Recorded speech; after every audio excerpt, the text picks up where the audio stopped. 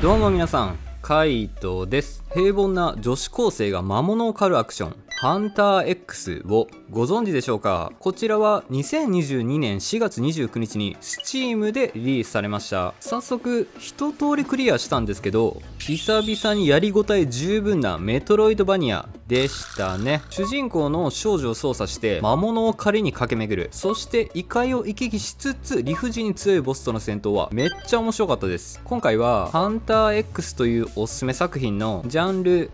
魅力、ワンポイントアドバイスを簡単に紹介します。では早速やっていきましょう。まずジャンルになるんですが、見た目が女子高生な少女を操作するメトロイドバニアアクションですね。いつものように魔物を狩っていた少女が異界の隙間を発見して様々な世界の悪を裁きに行くっていう感じです。私では珍しく 3D で展開されるグラフィックでもあり、様々な異界を見ることができます。基本スタイルとしては攻撃、ガード、パリー、ダッシュ、回復になり、能力値アップとしてはスキルボードでバフをかけていきます。敵を倒してのレベルアップではなくて、敵を倒して得られるカルマを使い、道中やボスを倒した時に出現するレベル石像で強化していきます。レベルアップできるのは生命力、筋力、集中力、活動力の4項目です。こちらを1上げるごとに X 自身のレベルも上がっていくイメージを持つのが良いかなと。私は生命力と筋力を中心に爆上げして力こそ正義と思ってプレイしました。あとオカルトっていうのはボスを倒すたびに得得できる俗に言う魔法ですね。装備品に関しては剣、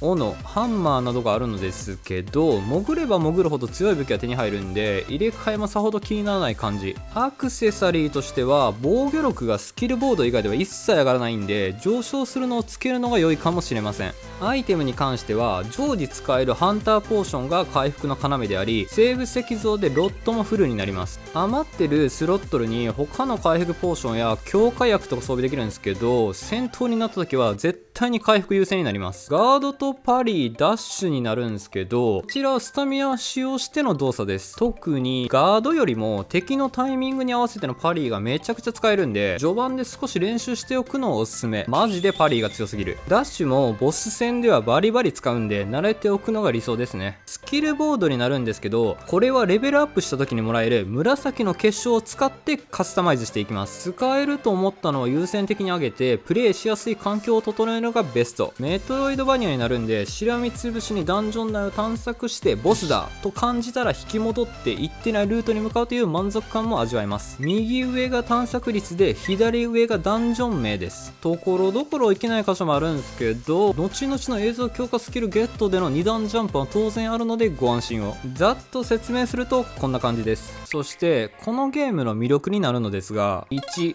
スタイリッシュで爽快なアクション。まずはこれに尽きるの一言。X の動きが爽快であるため、魔物との戦いでもスタイリッシュに倒せます。硬い敵でもパリや回避をうまく使ってバッサバッサと倒していくのが最高に面白い。こういうスキルの必殺技ボタンもあるんですけど、基本の通常斬りからの必殺技の流れが使いやすかったですね。パリを当てるとめちゃくちゃ爽快なのも良くて、やべえ敵でも難なく倒していくのも丸。途中でボスから得得できる霊気をぐるぐる回るオカルトが異常に強かったのでどんどん使ってました。正直デスゲーなのでうまくいかない場所でも無理やり慣れてきます。消筆とかないんですけど、それを埋めるようなアクション性が非常に面白い。2、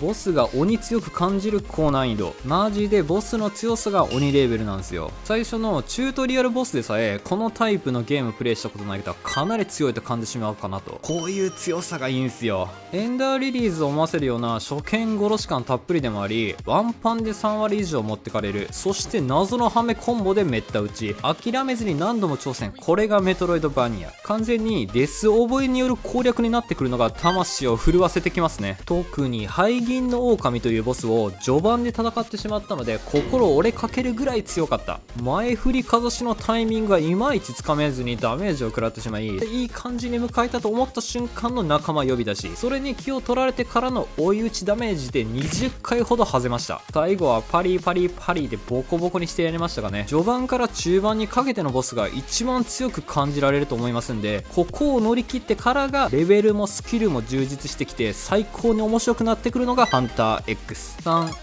クリア時間は15時間、探索を 97% までしてのクリア時間は15時間ほどでした。隅々まで探索したつもりが少し取りこぼれがあったのですが、マジでわからなかったですね。クリアすると2周目に突入しての狩りができるんですけど、お腹いっぱいでしたね。実績ではレベル199までに上げるとかもあるんで、興味がある人は目指してみてください。最後にワンポイントアドバイスになるんですけど、レベルアップさせるときは生命力、筋力を中心に上げるのが一番効率がいいかなと感じ取られました。特に序盤から中盤の雑魚敵しっかりボスでさえ結構なダメージ量を持ってかれるんで、ここを確保していかないと話にならないレベルでした。私の中では生命力、筋力、活動力、集中力という優先順位でしたね。あくまでもカイトの場合なんで、オカルト中心にやりたい方やパリーや回避で使用するスタミナ重視したい方は自分なりのカスタマイズがいいですね。以上になります。少女が魔物を狩り倒すメトロイドバニアハンター X。 爽快な動きながらもボスの強さが半端ない。絶対に迷ってしまう探索要素からのパリーの楽しさも面白い。良ければ皆さんも外への魔物狩りをしてみませんか。きっと武器を強化できる鍛冶職人が見つからない状態でカイトみたいにクリアしてしまいますよ。このチャンネルではインディーズ作品を中心におすすめのゲームを一通りクリアして紹介しております。少しでも参考になった方がいればチャンネル登録や高評価をしていただけると幸いです。ではではまたの機会に。カイトでした。